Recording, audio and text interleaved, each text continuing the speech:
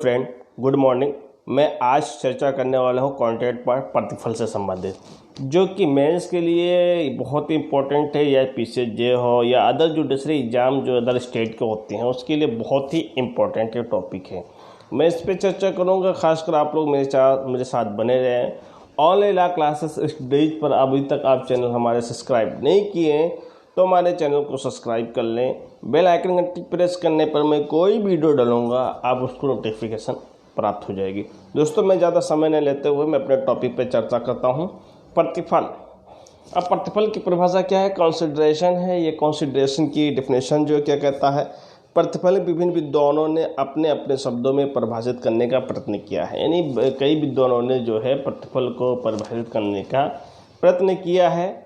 न्यायमूर्ति ब्लैकस्टोन ने अनुसार प्रतिफल का अर्थ ऐसी क्षतिपूर्ति से है जो वचनदाता उस वचन के बदले से दूसरे को दिया जाता है। जो प्रॉमिस करता है, प्रॉमिस के बदले कुछ उसको जो है उसे कुछ दिया जाता है, उसे क्या कहा जाता है? प्रतिफल कहा जाता है।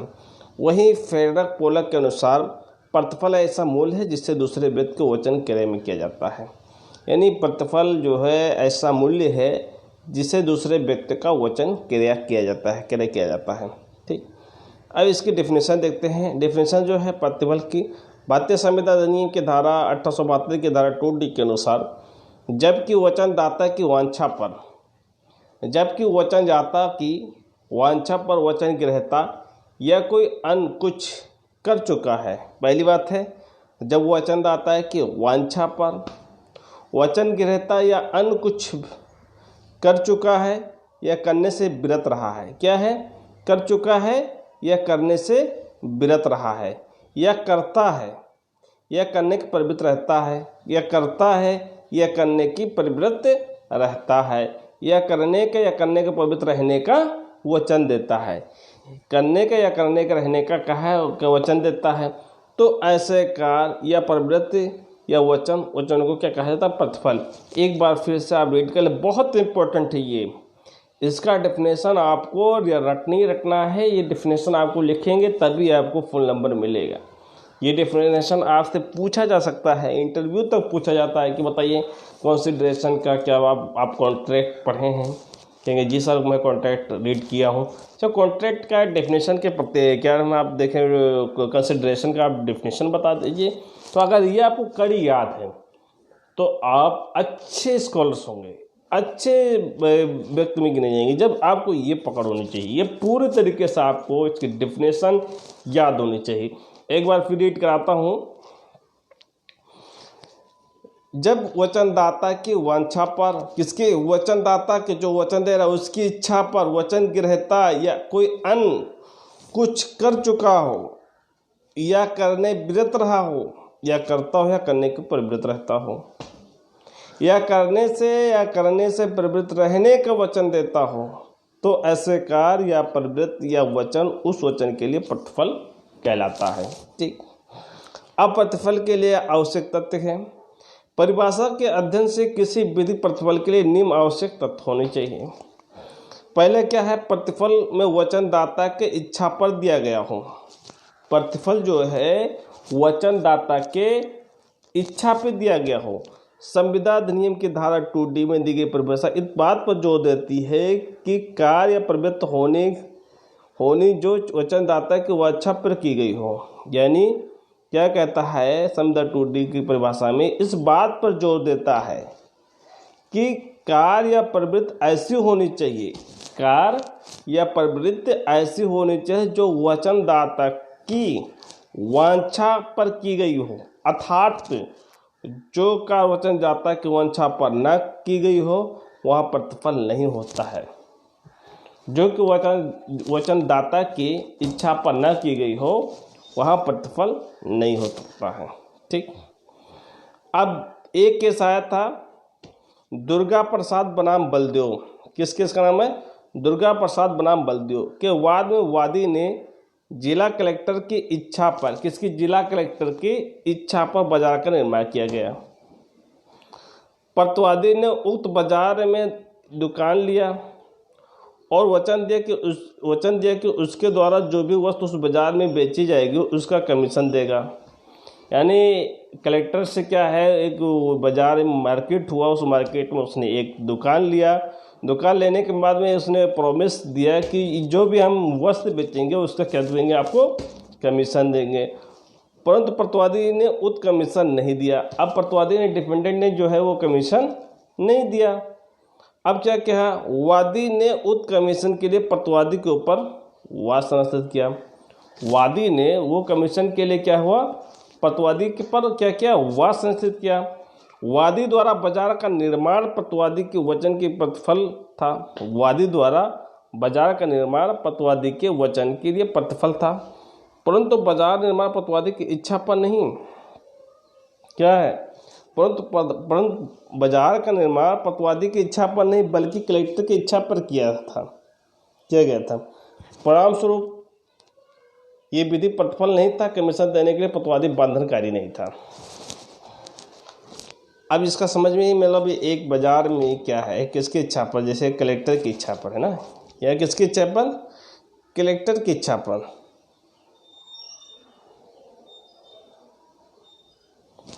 बाजार निर्माण किया। ठीक, प्रतिवादी ने उक्त बाजार में एक दुकान के लिए वचन दिया। किसके, प्रतिवादी ने उक्त बाजार में दुकान लिया और वचन दिया कि जो भी वस्त्र बेचेगा उस पर कमीशन देगा। ठीक, प्रतिवादी ने कमीशन नहीं दिया। उक्त कमीशन के लिए प्रतिवादी के ऊपर वाद संस्थित किया। वादी द्वारा बाजार का निर्माण प्रतिवादी के प्रतिवादी के वचन के प्रतिफल था, परंतु बाजार का प्रतिवादी की इच्छा पर नहीं थी। जो बाजार था वो बाजार किसके इच्छा पर नहीं थी, डिफेंडेंट की इच्छा पर नहीं थी, बल्कि कलेक्टर की इच्छा पर किया गया था। परिणाम स्वरूप ये विधि प्रतिफल नहीं था, कमीशन देने के लिए उक्त वचन में प्रतिवादी बंधनकारी नहीं था। एक केस आया था, केदारनाथ बनाम गौरी मोहम्मद का केस था। किस केस का नाम था, केदारनाथ बनाम मोहम्मद गौरी, 1886 का केस था। इस मामले में हावड़ा में एक नागरिक खाल बनाने का सुझाव स्वीकार किया। जो है हावड़ा में एक नागरिक खाल बनाने का सुझाव स्वीकार किया गया।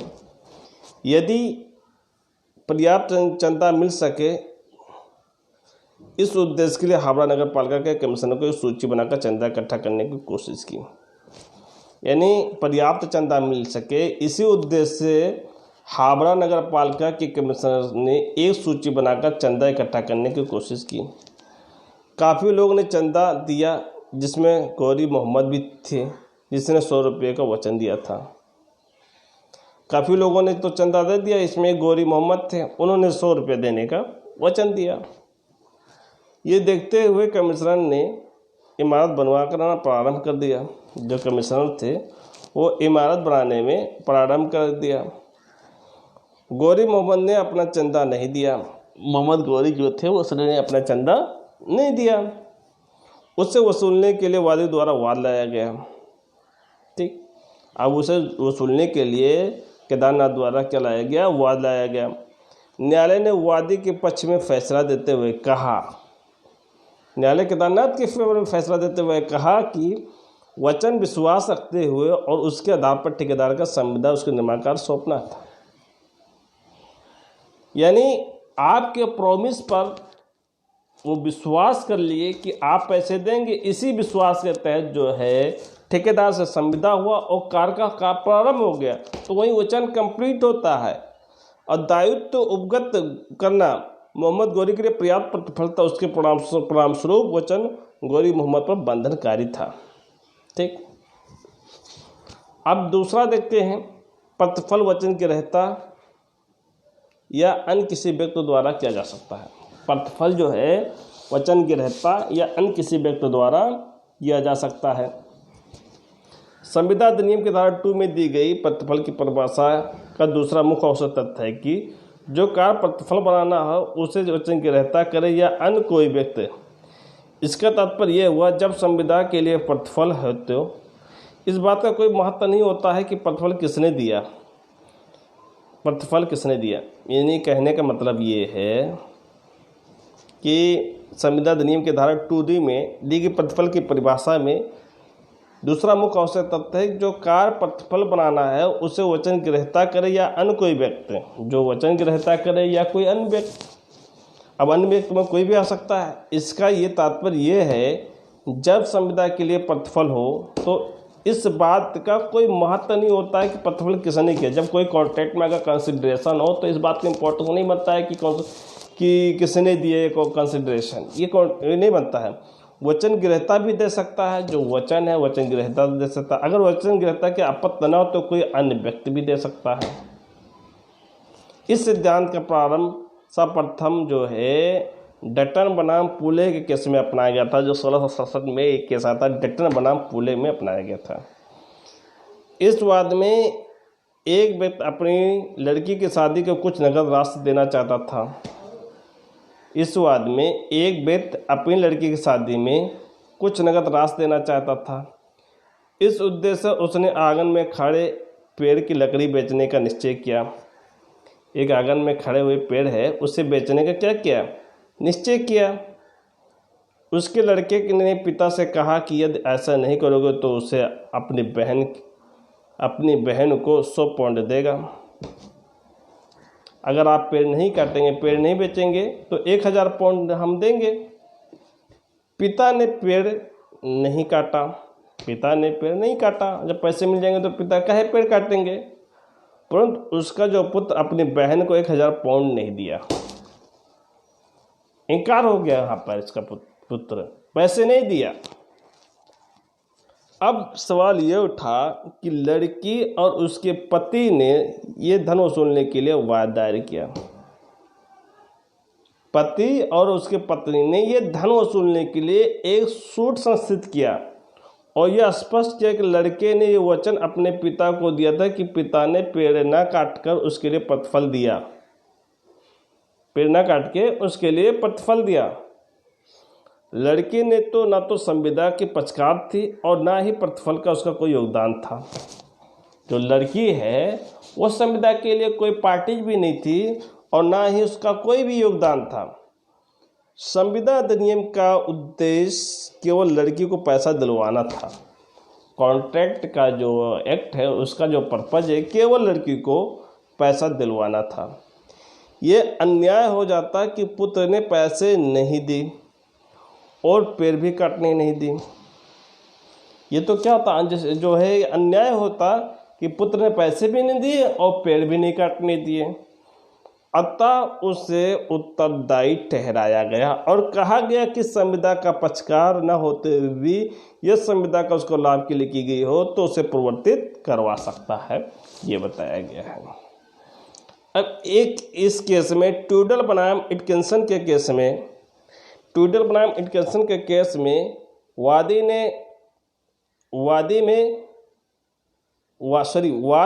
वादी की शादी जी नामक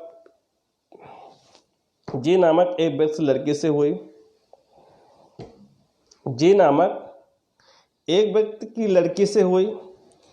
इस शादी का उपलक्ष्य वादी के पिता था। जी आपस में ये तय किया कि पति दोनों कुछ पैसे वादी को देते रहेंगे। जी जो है आपस में ये तय किया कि पतिवर्ष दोनों कुछ पैसे वादी को देते रहेंगे। जी लड़की के पिता ने अपने वचन का पालन नहीं किया। इसकी मृत्यु के बाद उत्तराधिकारी के ऊपर वाद दायर किया गया। न्यायालय ने वादी के दावे को ठुकराते हुए सिद्धांत स्थापित किया कोई पराया अपरिचित व्यक्ति किसी ऐसी संविदा का लाभ नहीं उठा सकता है जिसमें पक्षकार नहीं है। यहाँ जो है जिसमें जो पार्टी के पक्षकार नहीं हो वो संविदा का क्या है, लाभ नहीं उठा सकता है। पक्षकार नहीं, चाहे वो संविदा के लिए उसके लिए लाभ ही क्यों ना हो, यानी इंटरेस्ट ऑफ जस्टिस नहीं है यहाँ, ये इंटरेस्ट जस्टिस ऑफ का फ्लेयर करता है। अगर इसके फेवर में जस्टिस होता तो ये केस लायबल होता, ये केस उन्हीं के फेवर में जाता, लेकिन यहाँ जस्टिस फेल हो रही थी। इस मामले में ऐसे सिद्धांत का नींव रखी जो बाद में संविदात्मक संबंध के नाम से जाना गया, जिसके अनुसार जब दो व्यक्तियों में कोई संविदा हुई तो तीसरा व्यक्ति उसका लाभ नहीं उठा सकता। अगर 2 व्यक्ति में कॉन्ट्रैक्ट हुई है तो तीसरा व्यक्ति जो है लाभ नहीं उठा सकता है, चाहे वो संविदा उसके लाभ के लिए क्यों न की गई हो, चाहे वो कॉन्ट्रैक्ट उसके लिए लाभ के लिए क्यों न की गई हो। इस सिद्धांत का अनुमोदन डनलप न्यूमेटिक टायर कंपनी बनाम सेल्फ्रिज एंड कंपनी 1915 में किया गया। इस मामले में डनलप कंपनी ने कुछ टायर ड्यू एंड कंपनी को बेचे गए थे, जिसकी शर्त ये थी कि ड्यू कंपनी मूल सूची को भंग नहीं करेगा। मूल सूची को भंग करते हुए बेचे गए टायर के लिए 5 पाउंड का जुर्माना देगा, और यदि ड्यू कंपनी के किसी भी अन्य व्यापारी को टायर बेच दे तो ये शर्त मंजूर करवा ले। क्या करवा ले? ये शर्त मंजूर करवा ले। अब ड्यू कंपनी ने ये माल सेल्फ्रिज कंपनी को बेच दिया। ड्यू ने ये माल सेल्फ्रिज कंपनी को बेच दिया, जिसने ये सत्य स्वीकार किया सेल्फ्रिज कंपनी की मूल सूची को तोड़ और डनलप कंपनी को उस वाद दायर किया। न्यायालय ने निर्णय दिया कि डनलप कंपनी इस समुदाय के लिए को सेल्फ्रिज कंपनी लागू नहीं करवा सकती है। यानी समझने की कोशिश करिए, डनलप न्यूमेटिक टायर कंपनी बनाम सेल्फ्रिज एंड कंपनी 1915, इस मामले में डनलप कंपनी ने कुछ टायर ड्यू एंड कंपनी को बेचे गए थे। कुछ टायर ड्यू एंड कंपनी को बेचे गए थे, जिसकी शर्त ये थी कि ड्यू एंड कंपनी मूल सूची को भंग नहीं करेगा।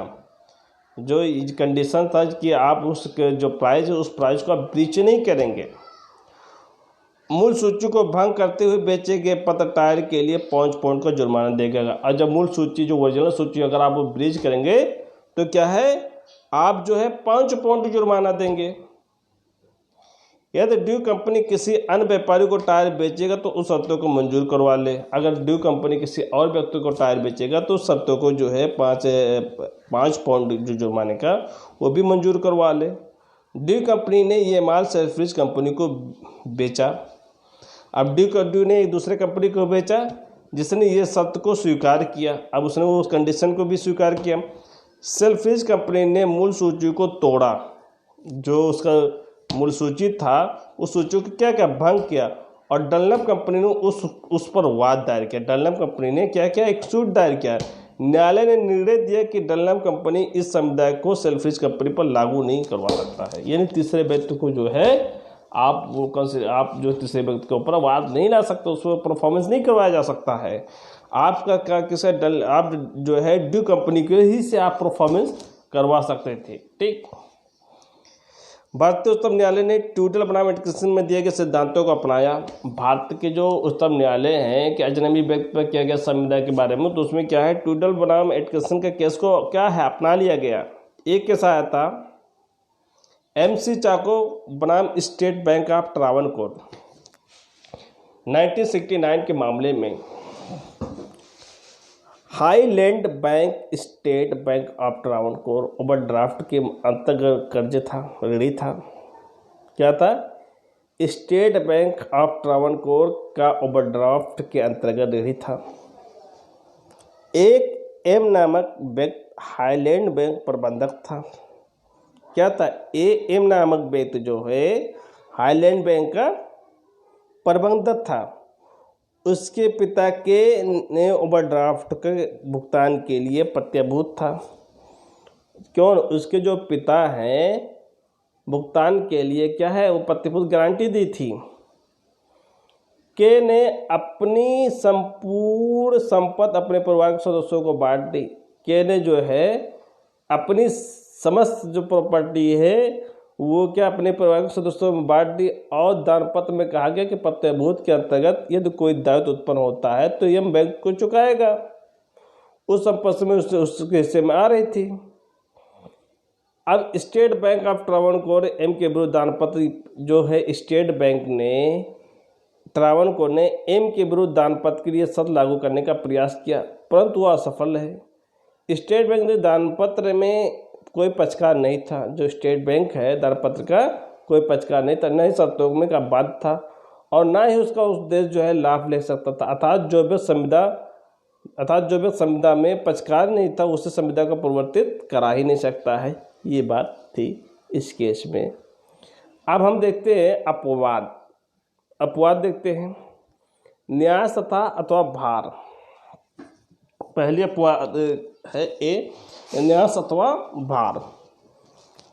जब किसी विशिष्ट संपत्ति में किसी व्यक्ति के लिए किसी भार अथवा हित का निर्माण किया जाता है तो जब किसी विशिष्ट संपत्ति में किसी व्यक्ति के लिए किसी भार अथवा हित का निर्माण किया जाता है तो वो व्यक्ति संविदा का पक्षकार न होते हुए उसका परिवर्तित करवा सकता है। वो व्यक्ति संविदा का पक्षकार नहीं, फिर भी उसका जो है परिवर्तित उसका एनफोर्समेंट करवा सकता है। एक के साथ था ख्वाजा मोहम्मद खान बनाम हुसैनी बेगम 1910 के वाद में अपराधी ने हुसैनी बेगम के पिता के साथ ये करार किया हुसैनी बेगम की उसकी लड़की की शादी के प्रतिफल में हुसैनी बेगम सदियों के लिए खर्च के लिए 500 रुपया प्रतिमाह देता रहेगा। यानी 1910 में अपराधी हुसैनी बेगम के पिता के साथ एक एग्रीमेंट हुआ कि हुसैनी बेगम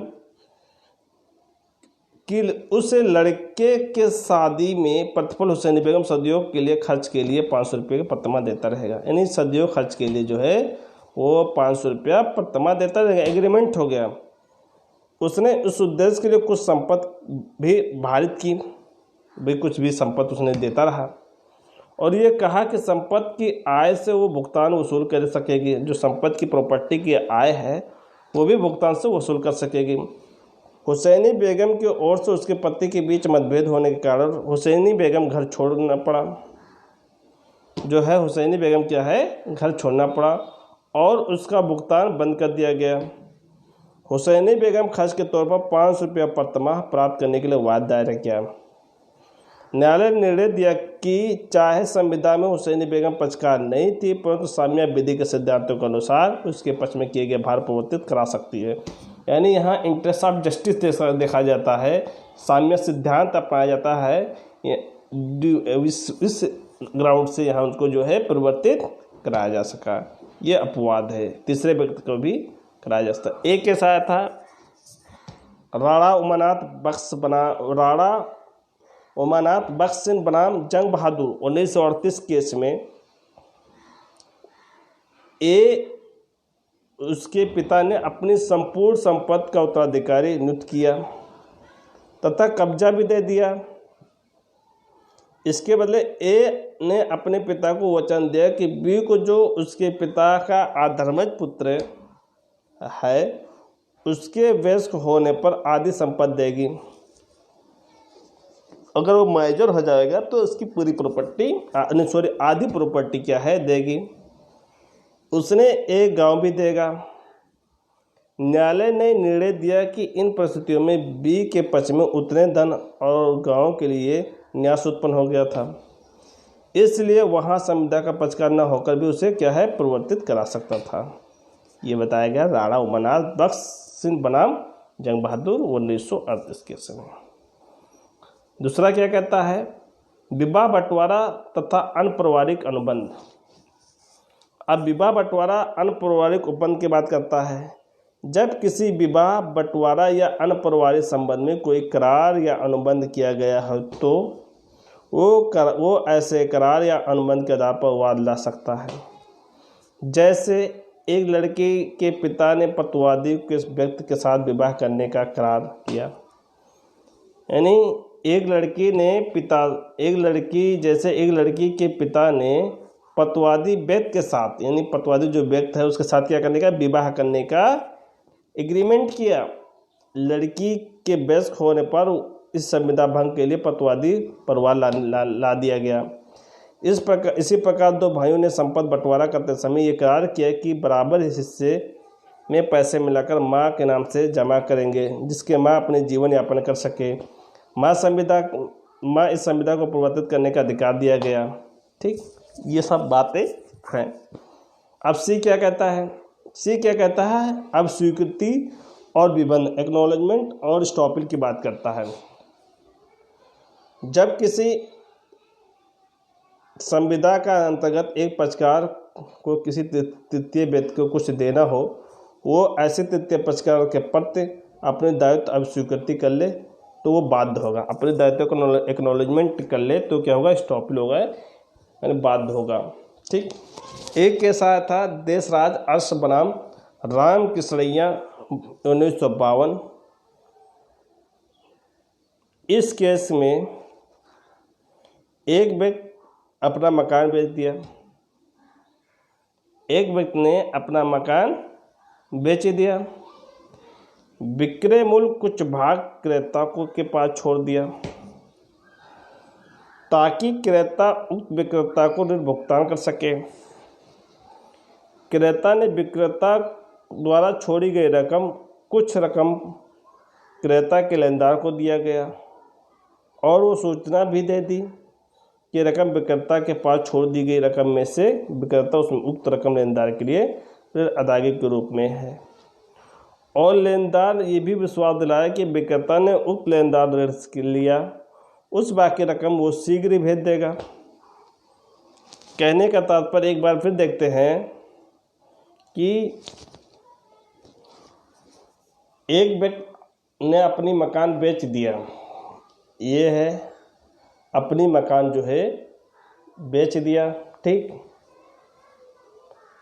बेच दिया और विक्रय मूल्य का कुछ भाग क्रेता के पास छोड़ देता है। यानी विक्रेता का कुछ माल है और यहाँ जो है क्रेता के पास जो है क्या करता है, छोड़ देता है। ठीक। अब क्रेता के पास छोड़ देता है ताकि क्रेता उक्त विक्रेता को ऋण भुगतान कर सके, ताकि क्रेता जो है विक्रेता को जो है वो राशि जो है क्या करे, भुगतान कर सके। ठीक, भुगतान कर सके। क्रेता ने विक्रेता के द्वारा छोड़ी गई रकम, यानी जो छोड़ी गई रकम, कुछ रकम क्रेता के लेनदारों को दे दिया, जो क्रेता के लेनदार हैं उनको क्या है, दे दिया। और ये सूचना भी दी कि ये रकम विक्रेता द्वारा उसके पास छोड़ी गई रकम है। उसने क्या किए, इसने ये सूचना दी कि ये विक्रेता द्वारा ये छोड़ी गई रकम है, ठीक है, रकम है, रकम छोड़ी गई रकम में से विक्रेता को लेनदार को दिए गए ऋण की अदायगी के रूप में है। अगर ये सब जितने पैसे छोड़े गए हैं मुझे विक्रेता के पास छोड़े गया और ये रकम मुझे देना है कर्ज के तौर पर। और लेनदार ने ये भी विश्वास दिलाया कि कि विक्रेता ने उक्त लेनदार जो ऋण लिया है उससे बाकी रकम वो भी शीघ्र भेज देगा। जो क्रेता है वो कहा कि हम वो जो रकम है वापस हम जो है बाकी जो बचे हम शीघ्र ही भेज देंगे। परंतु क्रेता ने बकाया रकम क्या किया, जो क्रेता ने बकाया रकम उस लेनदार को नहीं दिया, परिणामस्वरूप लेनदार उक्त रकम की क्रेता के विरुद्ध वाद संस्थित किया गया।